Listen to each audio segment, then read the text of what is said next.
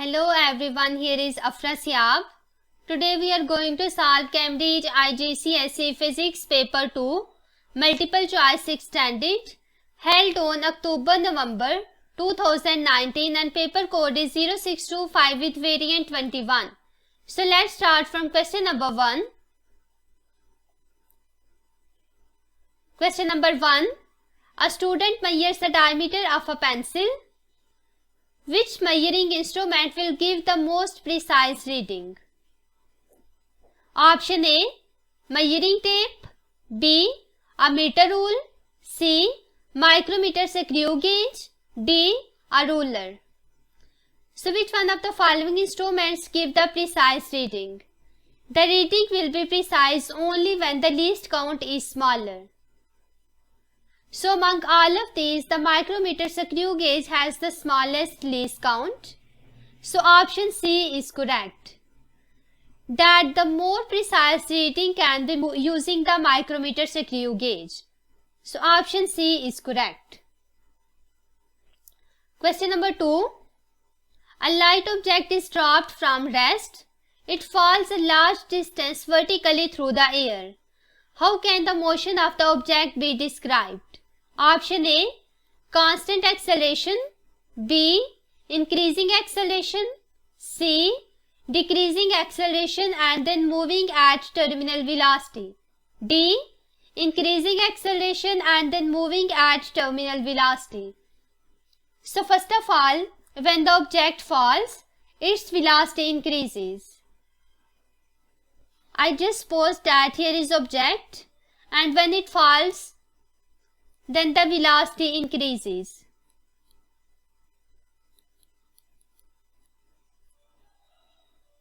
The weight of this object is acting in downward direction, which is equal to mg. With increase in the velocity of this object, there is the air resistance force that is acting in opposite direction.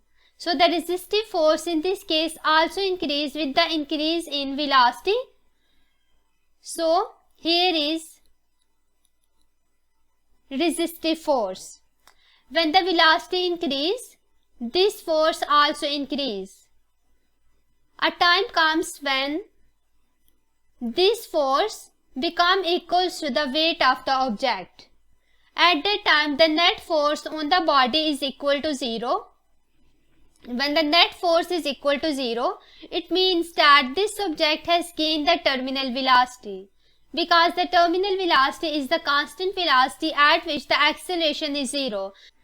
According to Newton's second law of motion, F net is equal to ma. When the net force is equal to 0, this also be equal to 0. It means that acceleration is equal to 0. So first of all, acceleration decrease and then moving at the terminal velocity. So option C is correct. Question number 3. A car travels at an average speed of 60 km per hour for 15 minutes. How far does the car travel in 15 minutes? So basically here we have to find out distance. We are given speed which is equal to 60 km per hour and the time is given 15 minutes. As we can see, here is hour and here is minute. We have to make the same unit. So I convert the 15 minutes into hours. We know that in 1 hour there is 60 minutes. So 1 minute is equal to 1 over 60 hour. So that 15 minutes is equal to 15 over 60 hour. Now I am going to put values by using equation that speed is equal to distance over time. So distance will be equal to speed multiplied by time. Speed is given 60 km per hour multiplied by time is 15 over 60 hours. So this hour cancels by this and 60 cancels by this. So the distance that covered will be equal to 15 kilometer. Now we see the options. Option A 4.0 kilometer, B 15 kilometer. So 15 kilometer is correct. Option B is right. Question number 4. Which quantity is a force due to the gravitational field? Option A density, B mass, C weight, and D volume. So this is basically the weight. Option C is correct. Question number 5.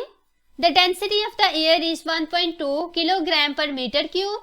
A room has dimension of 5.0 meter multiplied by 4.0 meter and 3.0 meter. What is the mass of the air in the room?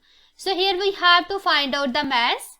We know that density is equal to mass over volume, and mass is equal to density multiplied by volume. Now I am going to put values here. Density is given 1.2 multiplied by volume.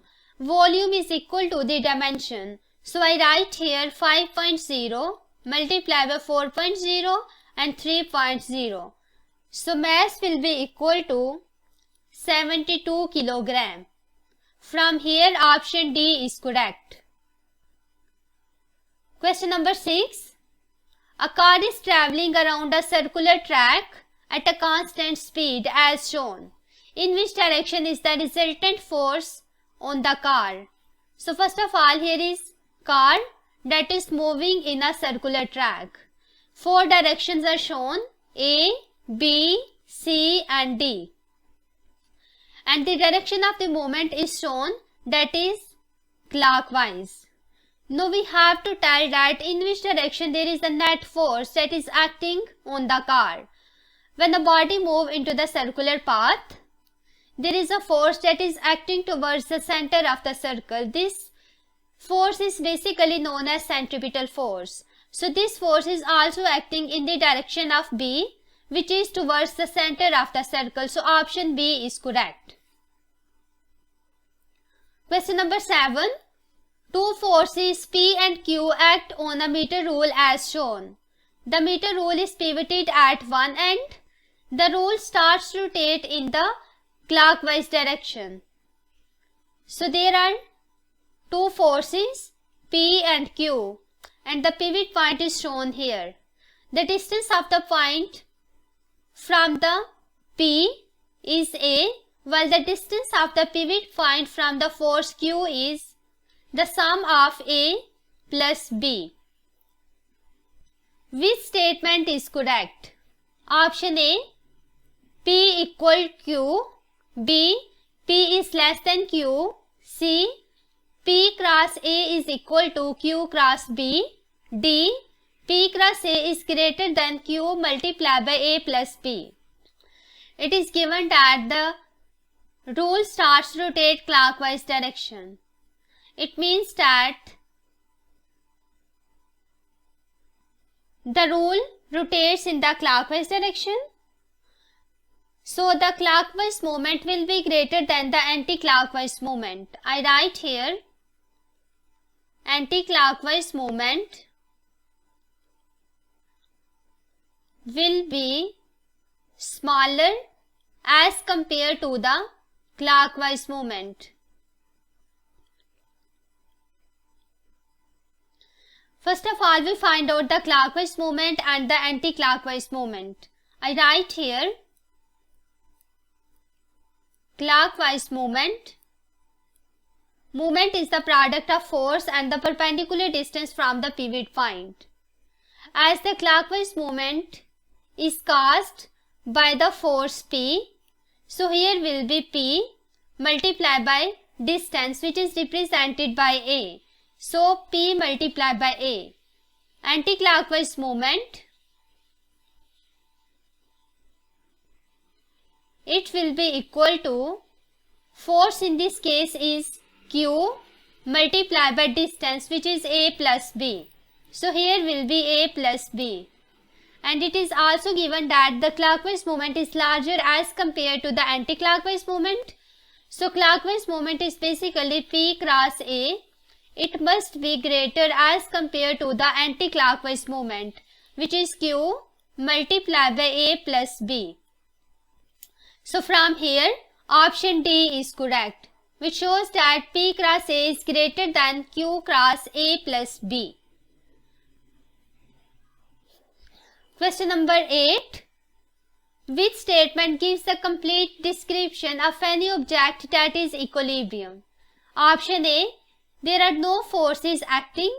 B. There is no resultant force. C. There is no resultant force and no resultant turning effect. Option D. There is no resultant turning effect. For a body to be in equilibrium, the net force acting on the body must be equal to 0, and also the net moment must be equal to 0. So from here, option C is correct, which shows that there is no resultant force and no resultant turning effect. Question number 9. Two objects X and Y moves directly towards each other. The objects have the same mass. Object X has the velocity of 5.0 meter per second to the right. Object Y has the velocity of 3.0 meter per second to the left. Object X and object Y collide and stick together. What is their velocity after collision? So here basically we have to find out the velocity after the collision. Here I use the law of conservation of momentum, that the total momentum before the collision is equal to the total momentum after the collision. I write here mx vx, which is the momentum of the x object, plus my vy. It must be equal to mx vx prime plus my vy prime.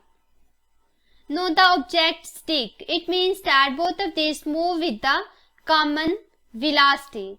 So I write here mx plus my into v, because the velocity of both of these objects is common after the collision. And also here is mx vx plus my vy. So v will be equal to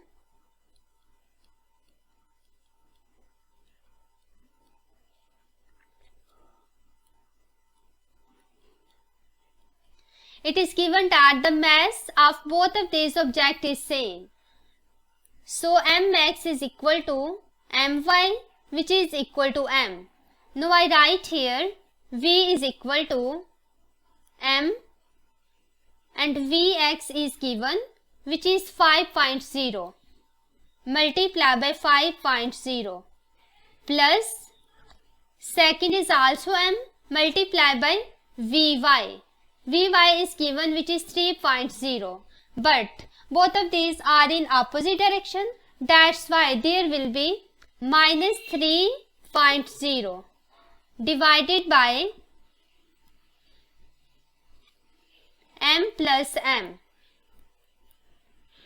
Now I write here v is equal to m 5.0 minus 3.0 divided by 2m. So this m cancels by this. Here will be 2.0 over 2. This also cancel. So v is equal to 1 meter per second. So the velocity after the collision is equal to 1.0 meter per second.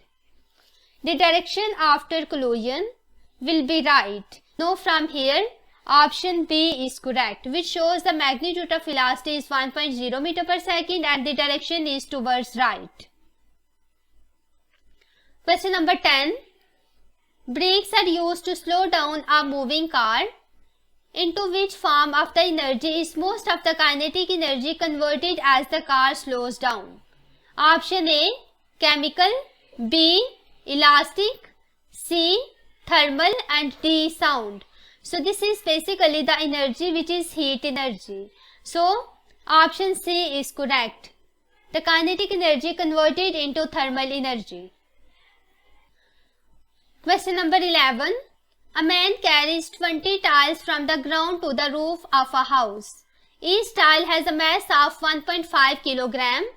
The roof of the house is 15 meters above the ground. How much work does the man do against the gravity on the tiles in carrying them to the roof? Here basically we have to find out the work done.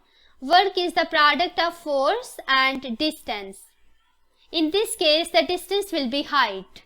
So I write here F multiplied by h. But force is basically the product of mass and acceleration due to gravity, because work has to be done against the gravity. So I write here m, g and h. So W is equal to, total mass will be 20 multiplied by 1.2, because there are total 20 tiles and mass of each tile is 1.2. So I write here 20 multiplied by 1.2 and the value of G is 10 and height is given 15 meter. So the work will be equal to 3600 joule. From here option D is correct. Question number 12. A car is moving along a straight horizontal road. The car has a 1.6 megajoule of kinetic energy. The car accelerates for 20 seconds until the kinetic energy of the car increases to 2.5 megajoule. What is the minimum average power developed by the car engine for this acceleration? So basically we have to find out the power. We know that power is rate of transfer of energy, which is E over T. But in this case, the initial kinetic energy and the final kinetic energy is given when the car accelerates for 20 seconds. So power will be equal to change in kinetic energy divided by time. Change in kinetic energy will be final minus initial. So I write here 2.5 minus 1.6 multiplied by 10 की power 6. This is because of the megajoule. Divided by time. Time is 20 seconds. So it will be equal to 0.9 multiplied by 10 की power 6 divided by 20. 45 into 10 की power 3 watt, which is equal to 45 kilowatt. From here option C is correct. Question number 13. A drawing pin thumbtack has a sharp point at one end and a flat surface at the other end. This is sharp point while the other surface is flat. The pin is pushed into a wooden board. How does the pressure and the force at the sharp point compare with the pressure and the force on the flat surface? First of all, we compare here the area. The area of the sharp point is smaller. But for the flat surface, the area is larger. We know that pressure is equal to force over area. Pressure is inversely proportional to area. When the area is larger, pressure will be smaller. So here the pressure will be small. But on the other side, the pressure will be large. It means that the pressure will be small for the flat surface and it will be large for the sharp point. But force on both of these cases remains the same. Now we see the options. Force at the sharp point, pressure at the sharp point. Option A, greater than on the flat surface. Greater than on the flat surface. B, greater than on the flat surface, less than on the flat surface. C, the same as on the flat surface, greater than on the flat surface. D, the same as on the flat surface, less than on the flat surface. So basically force is same. So option C or D is correct, because in both of these options the force is same. Next we see the pressure.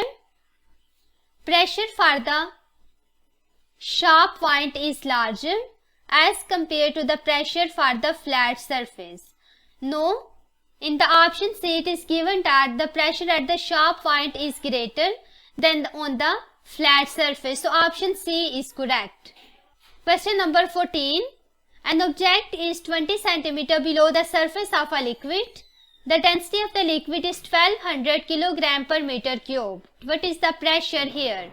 So the pressure due to the liquid will be rho GH, where density is given 1200 multiplied by the value of G is 10 and H, which is the height or depth, it is given 20 cm.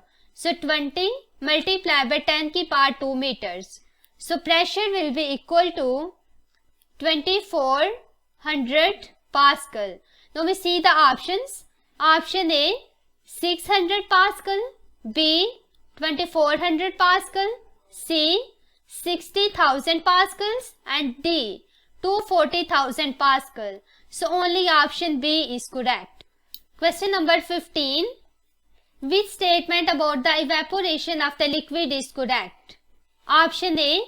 The least energetic molecules escape from the surface and the temperature of the liquid decrease. This is not possible because only those molecules escape from the surface that has high energy. Option B. The least energetic molecules escape from the surface. This is also incorrect because of the least energetic molecules. C. The most energetic molecules escape from the surface and the temperature of the liquid decrease.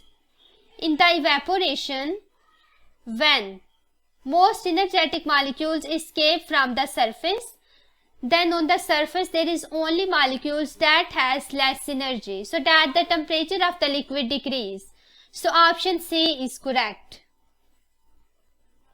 Question number 16. A bubble of gas is formed deep underwater. The bubble has a volume of 40 cubic centimeter and pressure inside the bubble is P. The bubble rises up through the water.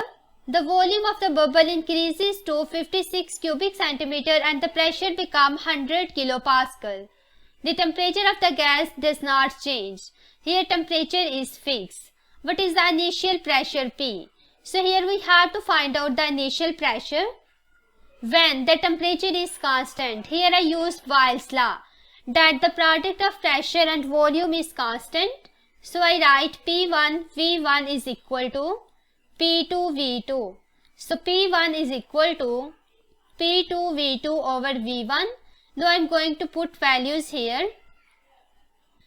P2 is given 100 kilopascal. So here will be 100 multiplied by 1000. 1000 is because of the kilo. Volume is given 56 and initial volume is 40. So P1 will be equal to 140,000 Pascal, which is equal to 140 kilopascal. Now we see the options. Option A 71 Pascal, B 71 kilopascal, C 140 Pascal, D 140 kilopascal. So from here option D is correct. Question number 17. Which change in the design of a liquid in glass thermometer makes it more sensitive? Option A. Larger liquid reservoir, B. A longer tube, C. A smaller liquid reservoir, D. A wider tube. So the sensitivity can be increased by increasing the quantity of the liquid inside the tube. Larger the liquid reservoir would have larger quantity of the liquid. The larger the quantity of the liquid, more it will expand and greater it would be sensitive. So here will be option A, which is correct, a large liquid reservoir. Question number 18. A liquid turns into gas. This occurs only at one particular temperature and the change happens throughout the liquid. What is this process called? Option A. Boiling, B. Condensation, C. Evaporation, D. Fusion. So when the liquid changes into gas, here will be boiling. So option A is correct. Question number 19. One end of the copper. Question number 19. One end of a rod of copper is placed in the hot water. Thermal energy travels along the rod to make the other end warmer. What is the behavior of the copper at the atomic level that accounts for most of the transfer of thermal energy from one end to the other? Option A. Atom at the hot end gain kinetic energy and moves towards the other end. B. The atom at the hot end expand, colliding with the other atoms and transferring energy. Option C. The free electrons at the hot end gain energy and moves towards the other end, colliding with the atom along rod. D. The free electrons at the hot end gain kinetic energy from the hot water and move directly to the other end. So from here basically option C is correct. Because the copper rod is made from the metal contains free electrons. So the electrons that are towards the hot end gain the kinetic energy and they move towards the cool end, colliding the atoms along the rod. So option C is correct. Question number 20. A surface is made so that it is a good source of infrared radiation. Which surface is not suitable? Option A. A surface that is painted matte black. B. The surface that is painted white. C. A surface that is heated to high temperature. D. A surface that has large surface area. So, the surface is made and it is the source of the infrared radiation. Which one of the following is not suitable? So, this is basically the surface that is painted white, because the white color is bad absorber and reflector. So, option B is correct. Question number 21. A large hill blocks the direct path between a transmitter of radio waves and a receiver as shown. There is a hill and transmitter. On the other side there is a receiver. The receiver picks up the signal from the transmitter even though the radio waves do not travel through the hill. Which row is correct? As the radio waves do not travel through the hill, but there are signal that is received on the receiver side. Which row is correct? A possible way for this to happen is a stronger signal is received using option A. Diffraction round the hill, large wavelength. B. Diffraction round the hill, shorter wavelength. C. Refraction round the hill, longer wavelength. D. Refraction round the hill, shorter wavelength. So first of all, the signal that is received by the receiver is basically travels through the diffraction round the hill and it has longer wavelength so that it can travel a longer distance. So option A is correct. Question number 22. The diagram shows the image of a clock in a plane mirror. What is the actual time? This clock is basically the image. We have to draw the object. Now I draw here.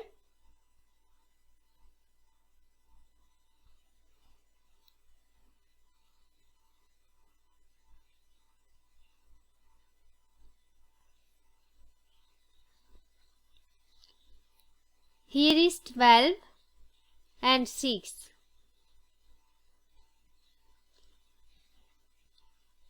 This needle is basically towards the left.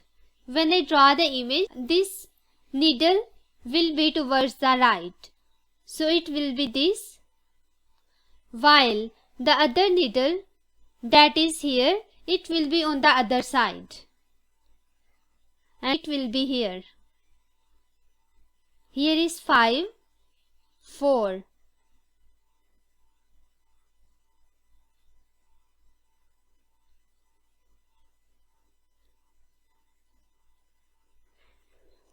First of all, this needle is between 4 and 5, but no, this needle is between 7 and 8. Now we have to tell the time. this time will be basically, here is 7 and here is 3, which means that the time is 7:15. So option C is correct. Because it's a plane mirror, the size of image will be same as that of the size of object. Question number 23. A converging lens produces an image of the object O. The focal length of the lens is f. Which position of the object produces a virtual image? So where the virtual image is formed. All of these are the converging lens and the location of object is given.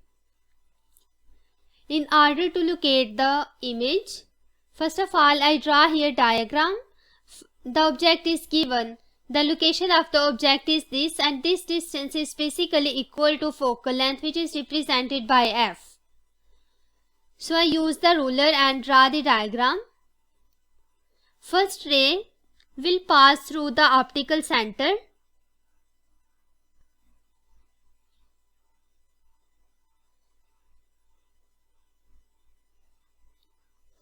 The second ray first of all falls on the lens parallel to the principal axis, and after refraction by the lens it passes through the focal point. It means that I have to locate the position of the focal point. Now I use again ruler.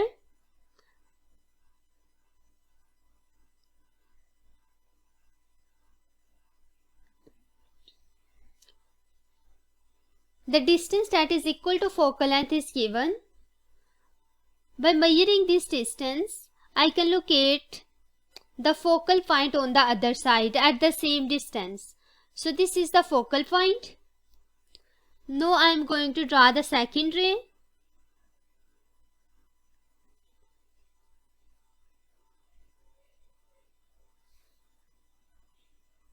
This ray must pass through the focal point.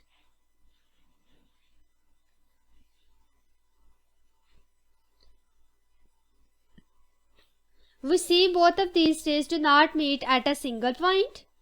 It means that no real image is formed. Image is formed only by the extrapolation in the backward direction. Now I will extrapolate these rays.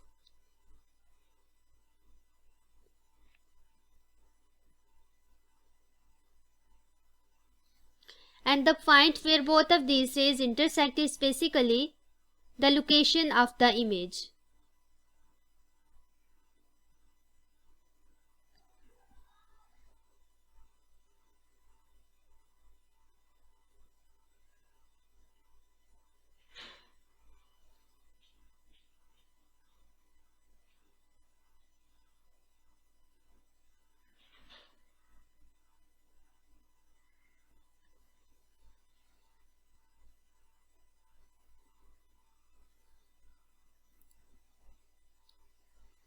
So at this point, the image is formed. This image is virtual. So only option A is correct from here. You can also draw the other diagram. By all other diagrams, the image should be real. Question number 24. The diagram shows the electromagnetic spectrum. Here is gamma rays, X-rays, ultraviolet, visible light, infrared, microwaves, radio waves, and increasing. A word is missing from the label below the spectrum. Which word is missing? Option A, amplitude, frequency, speed, wavelength. So first of all, the electromagnetic spectrum are given in order. We have to tell that which thing is increasing as we move from left to right. So this is basically wavelength.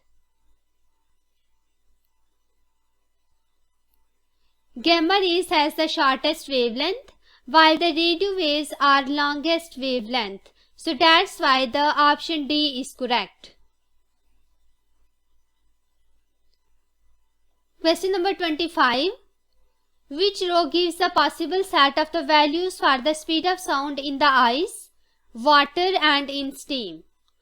The speed of sound in the ice, speed of sound in water and the speed of sound in the steam is given and the speed is measured in meter per second. We know that the speed of sound is largest in the solid. Then the speed of sound is in liquid, and in the liquid the speed of sound is even larger as compared to the gas. Now we see the options. In the ice, the speed should be largest as compared to the water, and it should be even larger as compared to the steam. Option A, 500, 1500, 4000. Here basically the speed of sound in the ice is smaller as compared to the water, and it is even smaller as compared to the steam. So this option is incorrect because the order is reversed here. Option B, 1500, 4000 and 500, this is also incorrect. C, 4000, 500, 1500, this option is also incorrect. D, 4000, 1500 and 500. So here the speed in ice is larger as compared to the water. It is even larger as compared to the speed of sound in steam.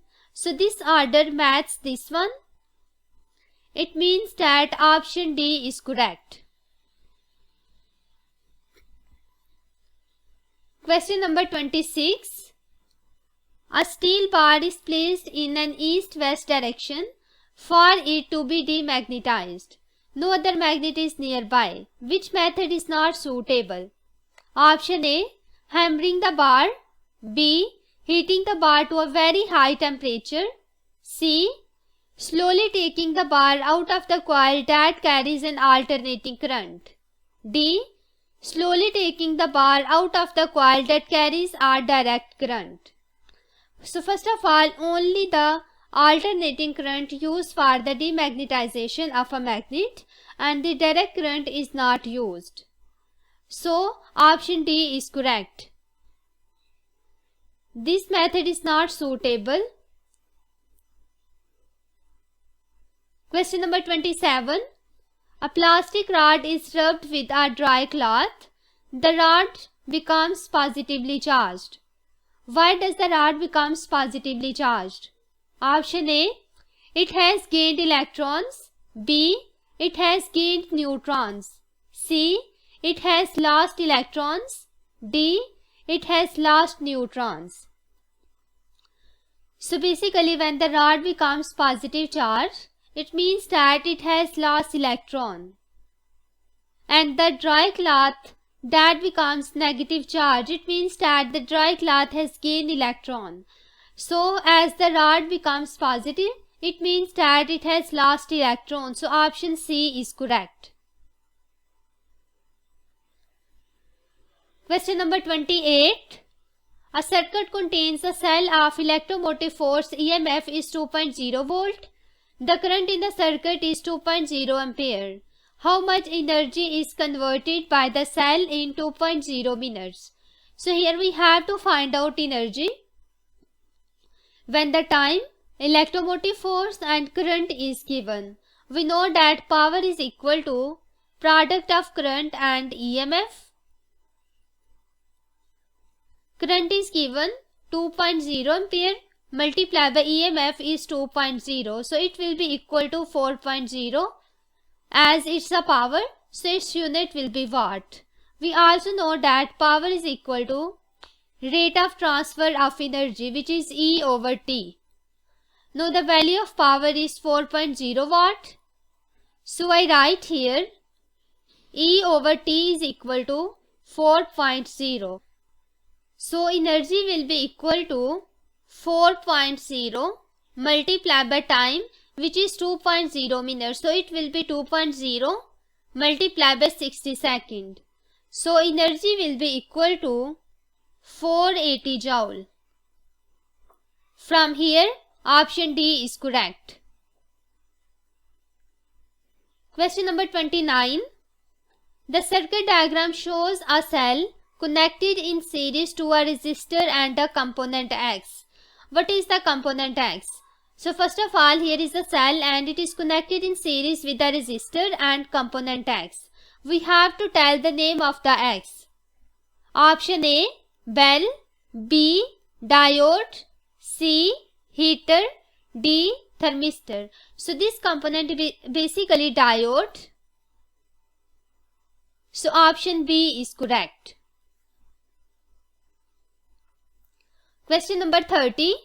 Identical resistors are connected together to form an arrangement of X, Y and Z.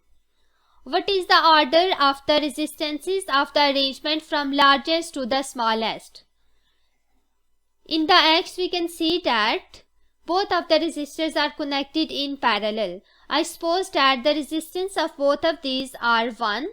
So the equivalent resistor will be equal to 1 over Re, 1 over R1 plus 1 over R2 because there are two resistors. So R1 and R2 are equal to R.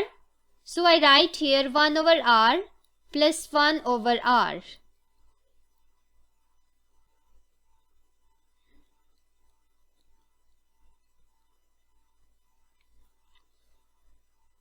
So the total resistance will be equal to R over 2. For the X, total resistance is R over 2. For the Y, we can see that both of the resistors are connected in series. And if I suppose that both of these has resistance R, in the series combination, the total resistance is obtained by adding all of these. So it will be equal to R plus R, which is equal to 2R. For the circuit Z, there are three resistances that are connected in series. So the total resistance will be R plus R plus R, which is equal to 3R. Now we see all of these resistances. Here is 2R, 3R and here is half. It means that the resistance of X is smallest, then there is the resistance of Y and Z has the largest resistance. So from here we see the options. In the option A, X, Y and Z. We have to write from the order first of all largest and then smallest. Y, X and Z. B is also incorrect. C, Z, X and Y. It is also incorrect. D, Z, Y and X. We just have to reverse this order. So first of all here is Z, Y and X. So option D is correct.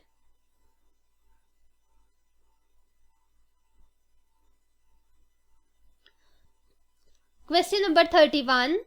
A circuit contains a cell of electromotive force EMF 2.0 volt, 3 resistors, 3 ammeters and 2 voltmeters. One ammeter is labeled P and one voltmeter is labeled Q. The readings on the other two ammeters and the other two voltmeters are shown.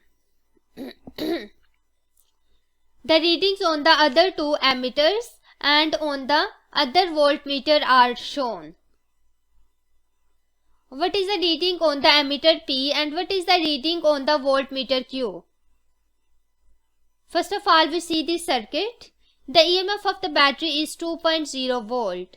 There is ammeter which shows the reading of current 2.0 ampere. It means that the total current through the circuit is equal to 2.0 ampere.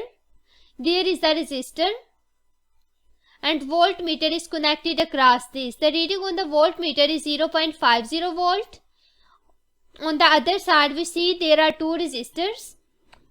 One resistor is attached with the ammeter whose reading is 0.50 ampere and the other resistor is attached with the ammeter P and also there is the voltmeter V. We have to tell the reading on the P and Q. First of all, we see the potential difference, the reading on the Q. We can see here that the total EMF is 2.0 volt and Basically, if I simplify this circuit, there will be, here is ammeter, there is one resistor, and there is another combination of the resistance. Simply this combination I shown here, and the other combination, that is resistor and voltmeter, I shown by the other box. Both of these are connected in series. In the series, the potential difference is different, but the amount of current is same. First of all, we see the potential difference. Here it is shown that potential difference is 0.50 volt. What will be the value of potential difference on the other voltmeter, that is here? So it will be the sum of both of these values, that is equal to the total EMF. Because in the series, the total EMF is equal to the sum of all of the voltages in the circuit. So 2.0 volt is equal to 0.50 plus, here V2 is basically the voltage of Q. So I write here Q. So Q will be equal to 2.0 minus 0.50, which is 1.5 volt. It means that here it is 1.5 volt. Next we check the value of the current through the ammeter P. Now again we see here that the total current is 2.0 ampere, and again there are two series combination. In first, there is no ammeter, but in the second there are two ammeters that are connected in parallel. In the parallel combination, the value of current is changed. I write here the total current is equal to the sum of all of these current. So if the total current is 2.0 ampere, and I suppose that current I1 is equal to 0.50 plus total current, that is I2, is basically passing through the ammeter P. So here I write P. P will be equal to 2.0 minus 0.50, which is 1.5 ampere. It means that 1.5 ampere current is passing through the ammeter P. Now we see the options. Reading on P in ampere and reading on Q in volt. Option A, 1.5, 1.5. So our values are also 1.5 and 1.5. It means that option A is correct.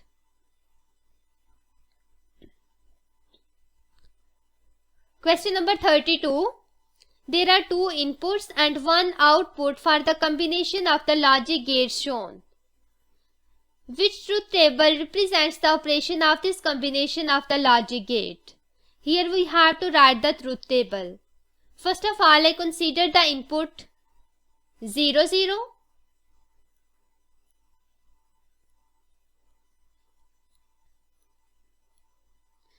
First combination is 0 and 0.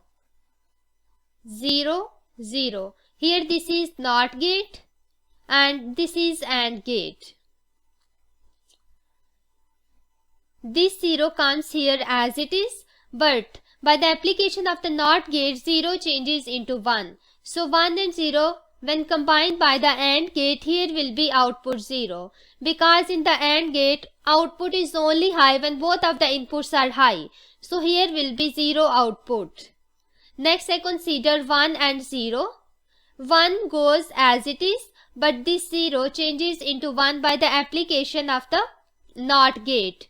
Here will be 1. So 1 and 1 when combined by the AND gate, here will be output 1. It means that 1-0 combination gives 1. Next I check the other combination. 0 and 1. This 0 comes here as it is, but this 1 changes into 0. So 0, 0 when combined by the AND gate, here will be output 0. So I write here 0, 1 and output is 0. Next last one combination is 1 and 1. This one changes into 0, but this one comes here as it is. 1 and 0 combines by the AND gate gives us output 0. So I write here 1, 1 and output is 0. Now we see the table that are given in the options.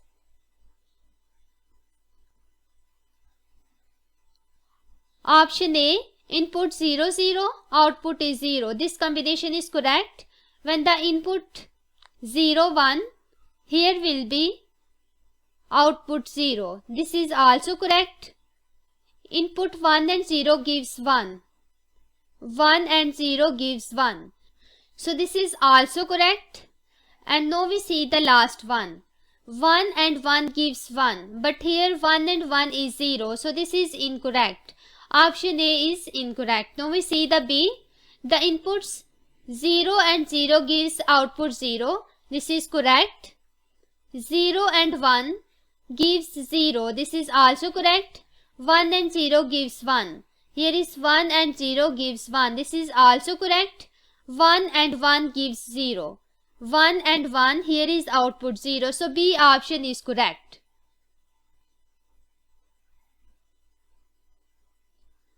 Question number 33.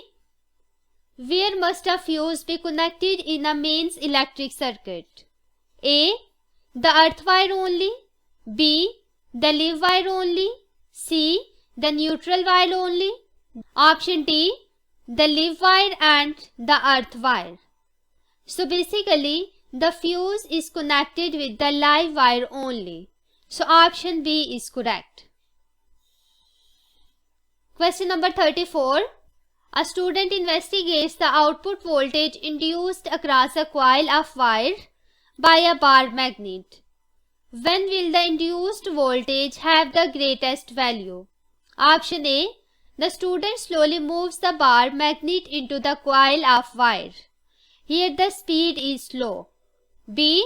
The student leaves the bar magnet stationary in the coil of wire. Here it is stationary.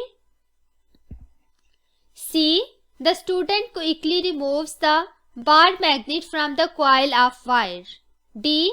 The student places the bar magnet at rest outside the coil of the wire. So basically the output voltage will be greater. It only depends upon the speed and the magnetic field applied. When we move the coil quickly or when we move the bar magnet quickly, then the output voltage will be larger. So from here option C is correct, which shows that the student quickly removes the bar magnet from the coil of wire. Here the speed is larger, due to which the induced voltage should be larger. Question number 35. There is a current in a wire. The direction of the current is out of the page. Which diagram shows the magnetic field pattern produced? Here we have to show that which one of the following pattern is the pattern of the magnetic field that is produced when the current is out of page. Here I use the right hand rule. I point out my thumb in the direction of current, that is out of page, then my curling finger which actually show the direction of the magnetic field. So this direction will be anti-clockwise, which is given in the option B. So B option is correct. A option is incorrect because here sometimes the direction is clockwise and sometimes the direction is anti-clockwise. Option C and D are also incorrect because these are the pattern of the electric field lines that are produced by the positive charges and negative charges. So these are also incorrect.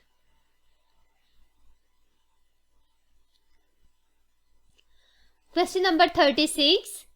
Diagram 1 shows a coil of wire P between the poles of a magnet. The ends of the coil P are connected to the battery by slip rings. Diagram 2 shows the coil of wire Q between the poles of a different magnet. The ends of the coil Q are connected to the battery by a split ring commutator. There are two diagrams, diagram 1 and diagram 2. In the diagram 1 we can see that there are slip rings, and in the diagram 2 we can see that there is split ring or commutator. What happens to the coils P and Q? Coil P, coil Q. Option A, continuously turns anti-clockwise, makes 1/4 turn anti-clockwise then stops. B, continuously turns clockwise, make 1/4 turn clockwise then stop. C, make 1/4 turn anti-clockwise then stop, continuously turns anti-clockwise. D, makes 1/4 turn clockwise then stops, continuously turns clockwise. Now we see the diagram. According to the right hand rule, the direction of the motion should be anti-clockwise, like this, in both of these coils. The generator produces alternating current in the output when the coil rotated in the magnetic field. DC power supply connected in both of these diagrams, which is given here, and the direct current should be converted into alternating current because the generator works with alternating current only. In the diagram 2, commutator is attached. The function of this commutator is to convert the DC current into alternating current, but in the diagram 1, commutator is not present. So, the coil P makes 1/4 turn anti-clockwise and then stop, but the coil Q continuously moves anti-clockwise. So from here, option C is correct, which shows that makes 1/4 turns anti-clockwise and then stop, and coil Q continuously turns anti-clockwise. So option C is correct. Question number 37. Which diagram shows a possible structure for a neutral atom? Here it is given that the proton is represented by the black circle, neutron is represented by the blank circle, while the electron is represented by the small circle. Option A, this is proton and here it is neutron. This is again proton, electron and neutron.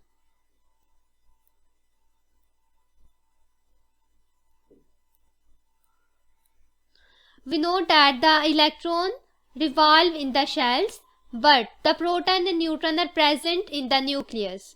So option A is correct, which shows that electron is outside, that is in the shell, but the proton and neutron are present inside the nucleus. So option A is correct.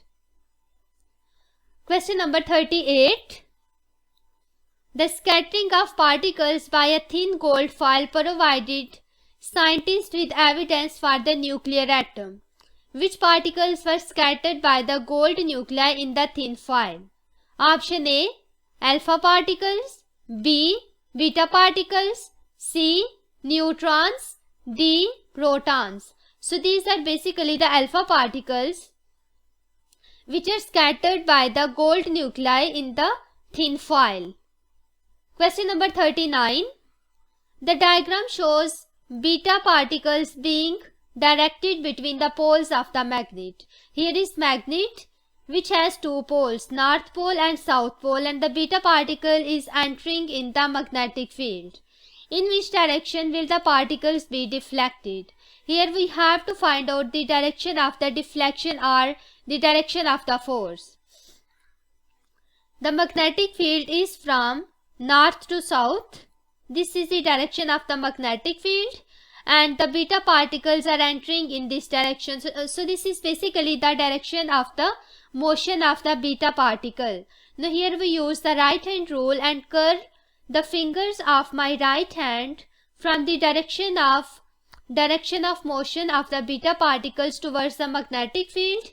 Then my thumb will show the direction of the force. In this case, the force will be out of page. Now we see the option.